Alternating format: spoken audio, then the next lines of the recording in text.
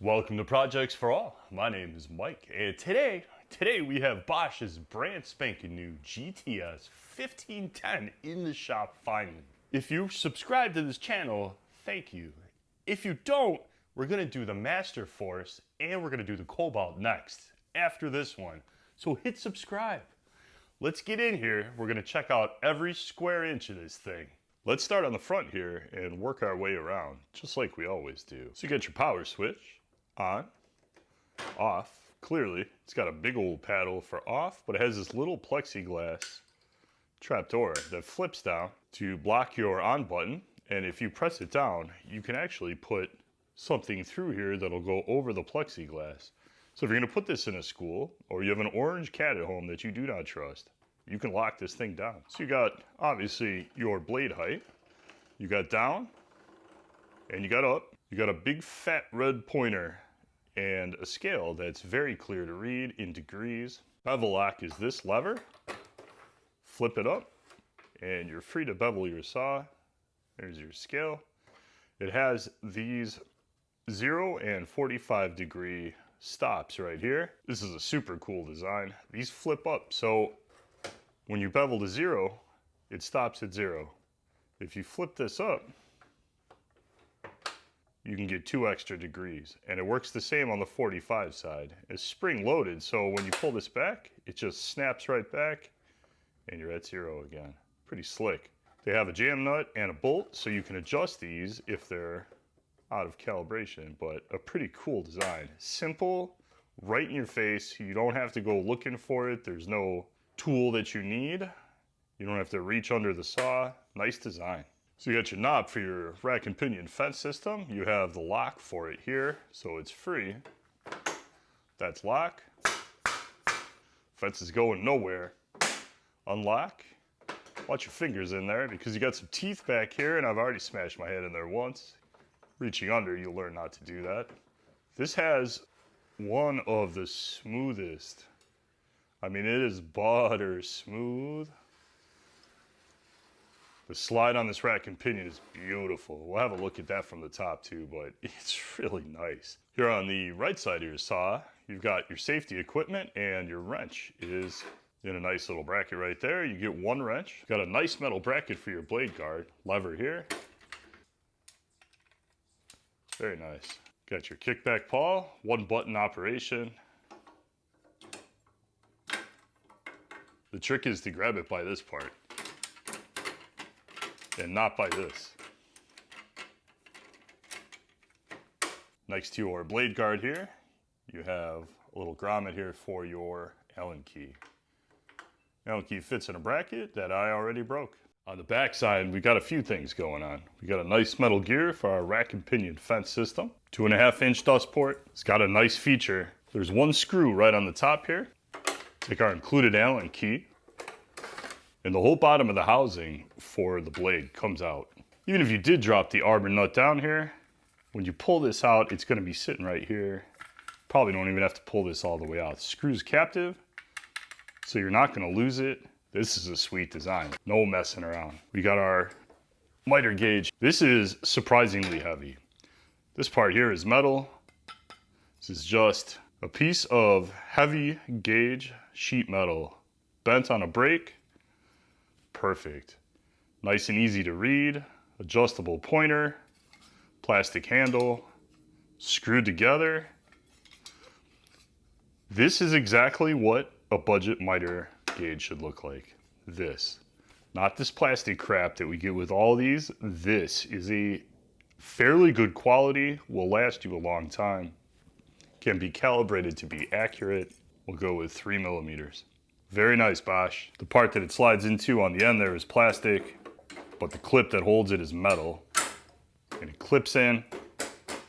Nice and secure. It's not coming out of there. Left side, not much to look at. We got a plastic cord keeper for our cord, which is about 7 feet long or so. The brushes for our motor housings here. Brushes are on either side right there. Very easy to get to. Placard for our model, GTS15-10. Made in Taiwan, UL listed. You got the metal gears for your height adjust. Butter smooth. Beautiful. I don't see any play. Tabletop dimensions, 27.5 by just about 22 inches. 8 inches from the blade to the front of the table, which is nice. Working height, about 35 inches or so. 35 is about perfect for most heights, I think. Both sides of the table, this side and that side, have the word clamp zone on the edge here, and there is a reinforced edge on this table. You can clamp this pretty tight without worrying about messing up your table, so you can use this as a makeshift workspace if you need to, because honestly I do that all the time with the table saw. This is a very nice feature. So you get 3 attachment points for your fence. You get this one here for cutting on the left side of your blade, and you have these two.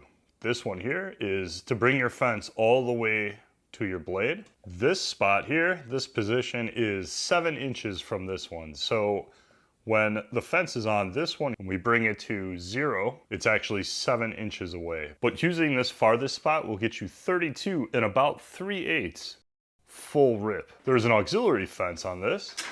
It flips around. It is 2 position. The bottom one gives you a surface for supporting your material when you have your fence all the way stretched out or stretched out past the table. The top spot sits right on top of the table and gives you a small auxiliary fence. So if you're gonna rip something real small or you need extra space for your push stick since you're using your blade guard, you can use this little fence right here. This is a 2-inch auxiliary fence, which is actually pretty big. Just a hair under 2 3/4 height on your main fence. Has your standard locking system that seems like every saw comes with. Now it's got the clip.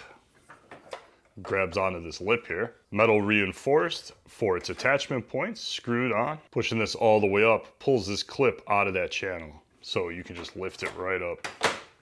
Otherwise, still locked. Locks down nice and smooth. It's beautiful. I love where they put the push stick on this one. This is straight off the 10-inch DeWalt. That's super popular. There's your push stick.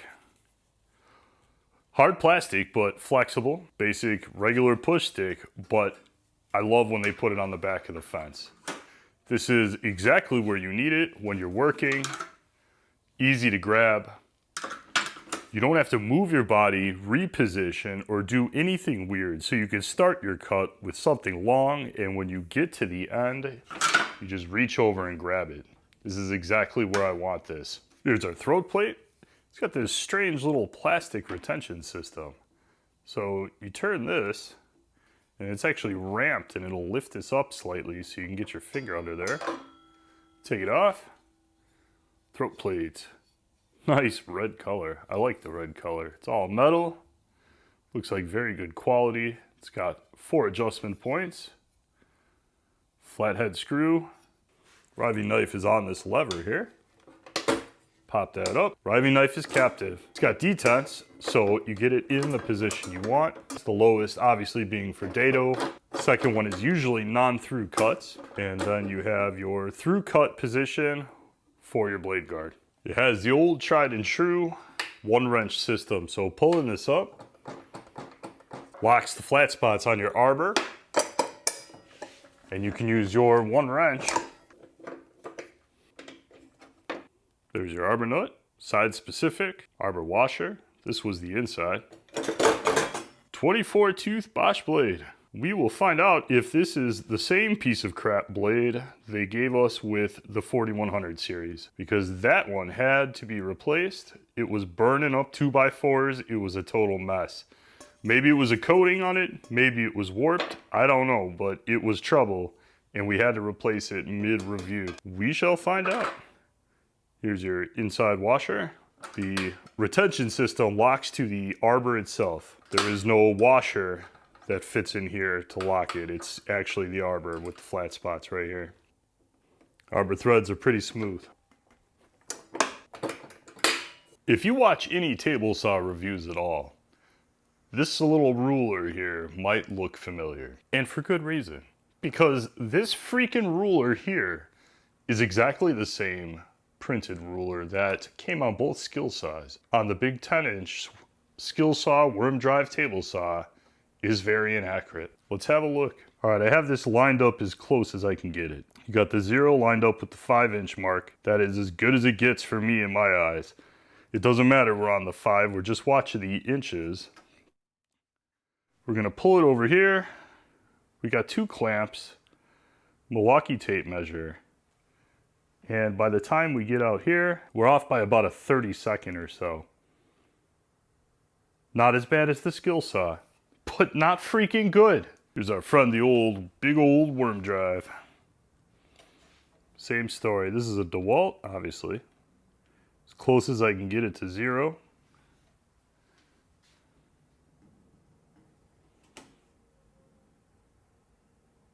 How is it even freaking possible that a printer screwed this up again?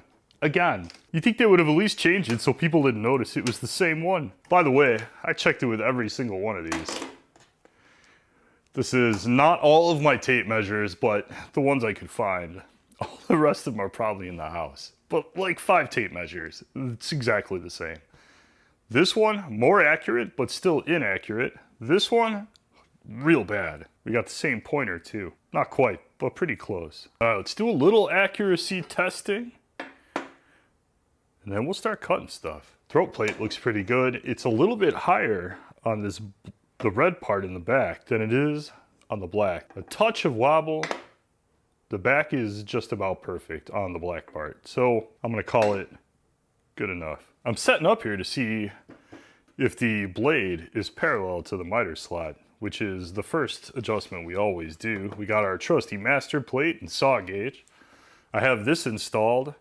As per usual with job site saws, I cannot install this the long way, which is what I'd prefer to do, of course, but the captive riving knife does not allow me enough space to install this horizontally.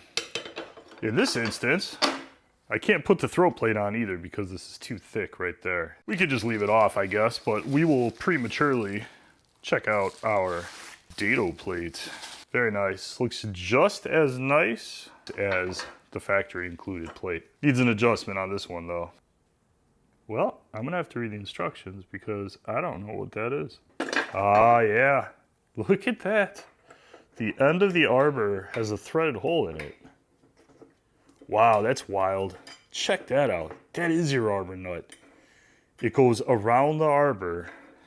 Well, we'll look at that closer. Getting way out of topic here. All right, moment of truth. We're set on 0. Slide this over. Almost on 0 still. That is crazy. Crazy good. Within a thou is just about perfect. I would say within 2 thou, because if you press down on this thing, just touching it, you could knock it off by 1,000. Seriously good. So you have to go up under, but there's the 2 bolts in the front to adjust your blade parallel to your miter slot. And there's the 2 in the back. Just for giggles, we have it at 0. We have our blade reinstalled. I'll just rotate it around. So we're on the same tooth. And we're off by maybe 8 thou or so. Looks like 8 thou or so to me. Yep. Yeah, look at that difference as I turn the blade.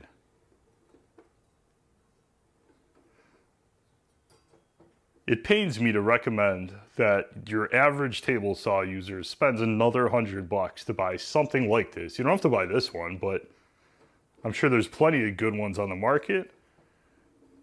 But checking it with your blade, look at that, totally useless. Garbage. The riving knife on this saw is absolutely perfect.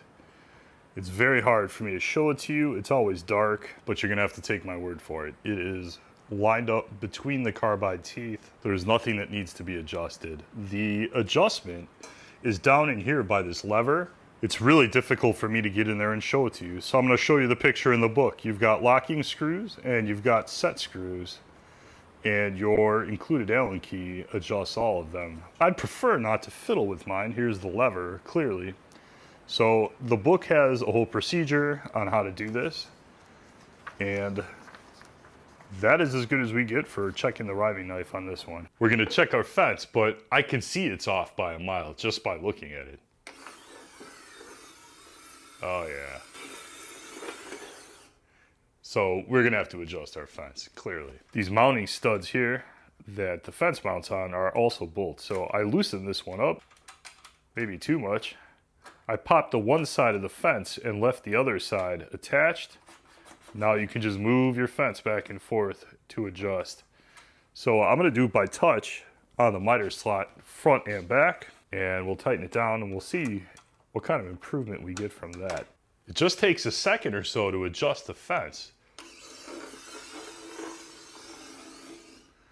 We're now less than 5 thou off from one end to the other, but there's a dip right in the middle. So it dips in like that, comes back out. Not too bad, but I wish that 10 thou dip wasn't in the middle of this fence. Is the fence perpendicular to the tabletop? Perfect. Absolutely perfect. Both sides. In the middle, not bad.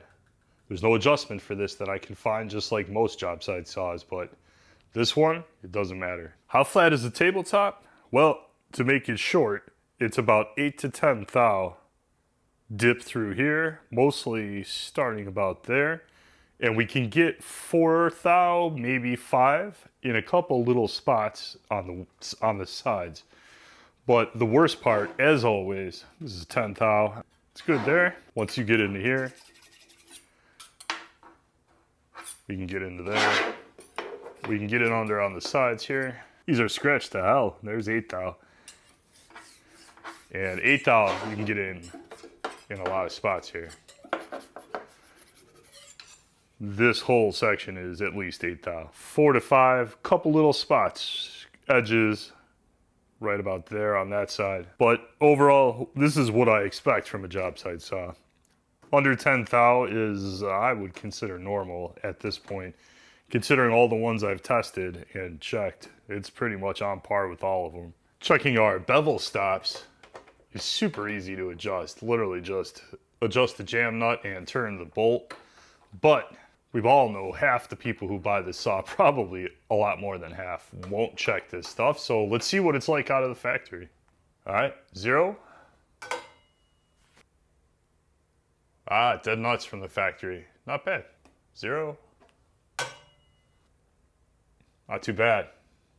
I would leave it like that, but you could always just adjust that 0.2 degree out of there. We're getting a wee bit of ambient noise in here because it's raining outside. So this is about 30 inches from the microphone to the front of the blade.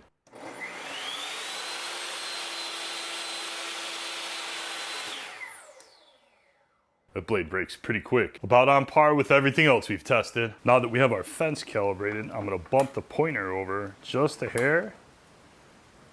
So we're at 0. Because I moved this bolt to adjust this fence back and forth, it's gonna be off from this one. So that calibration doesn't automatically transfer to this one. On our wrench, this hole and this hole is exactly 7 inches. So if I put that here, I should be able to put this on both of these, and I can't. We're gonna loosen this one up until they both line up together, and then we'll tighten this one down. Obviously, you gotta do the backside also. All right, so saw set up, calibrated, ready to go. We got the outfeed table. I got it hooked to my 4-inch dust collector with the 2.5-inch adapter. We got plywood, 1/2 inch, 1x2 pine. We got a piece of red oak. We're gonna get a dado, a big fat freaking dado out of this thing. And yeah, let's get going. Hopefully that blade doesn't give us a ton of trouble. If it does, I dug out Old Faithful here, the 80 tooth Milwaukee that cuts real clean.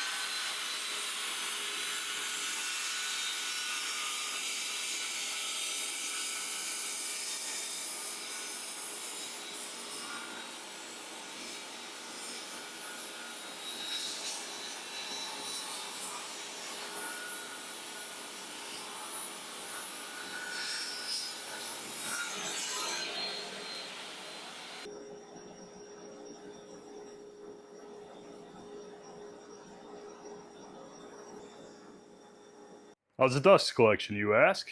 Well, not as unimpressive as we're used to with the job saw. They're always pretty terrible. And that's with an actual dust collector. I mean, it's the Harbor Freight dust collector, but everything does pretty good. It is what it is. All right, let's check out our other throat plate options. We got zero clearance insert, GTS15-10, plastic insert. I mean, it's plastic, but seems like nice plastic. It's adjustable, flathead. Got Phillips head to screw it down and flathead to adjust it. Yeah, thanks, Bosch. Honestly, this one latches in, so do we really need the screws? It came with them, I'll put them in. Now we have it adjusted. We'll tighten these down just till they start. I've learned from experience, if you tighten down these screws to attach these plastic plates too tight, it'll warp the whole thing, and then you're way off. So taking this back off, don't forget to drop your riving knife all the way down.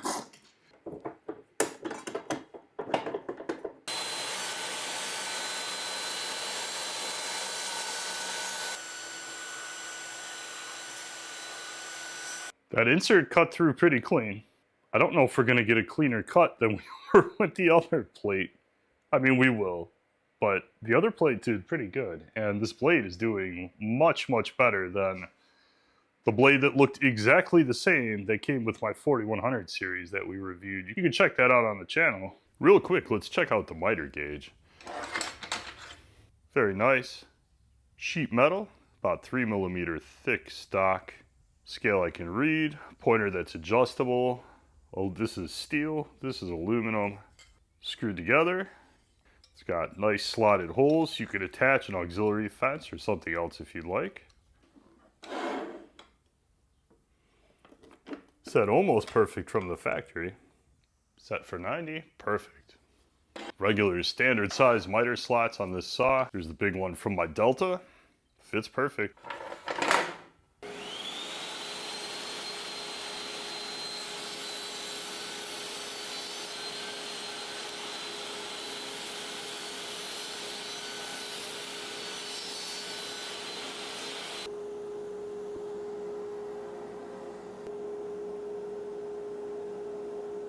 Let's throw our safety stuff on here, nice and easy. This style here with the two prongs that spread out with the lever makes it very, very easy to install this stuff. There we go. Perfect. It's got a nice detent so you can lift it up if you don't want to use it.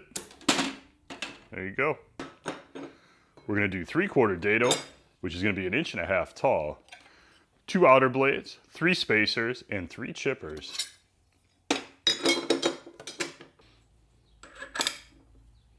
I'd be lying to you if I told you I was happy about the way this is designed. This arbor shaft is very short. There is no arbor shaft protruding outside this washer on a 3/4 dado.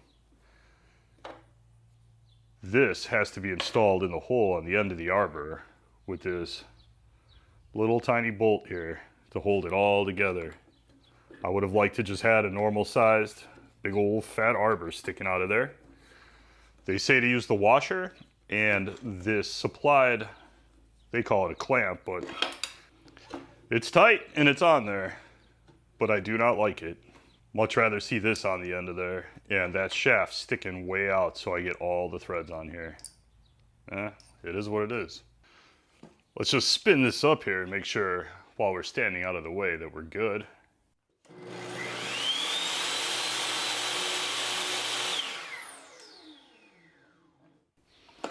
Still on there. Let's find out if it works. All right, so 1.5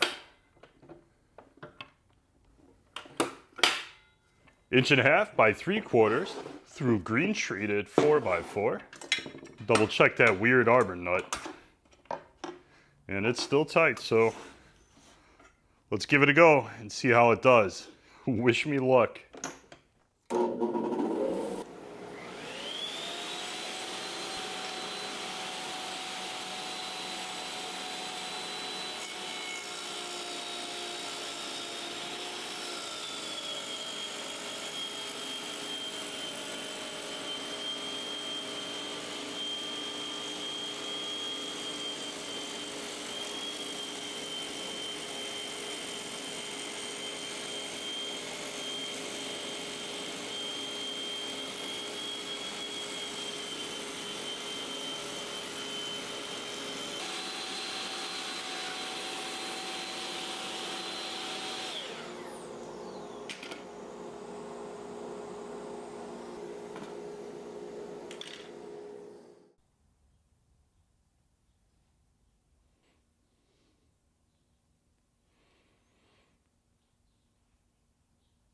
What about 3/4 inch plywood? Just for the fun of it.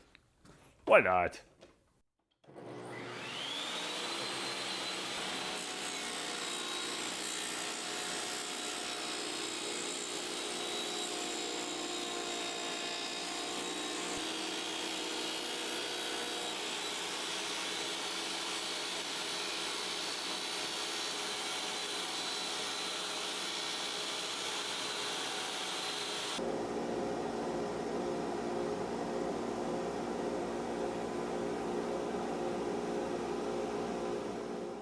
So, how did we end up with this one? You guys tell me what you think, because in the end, that's all that really matters.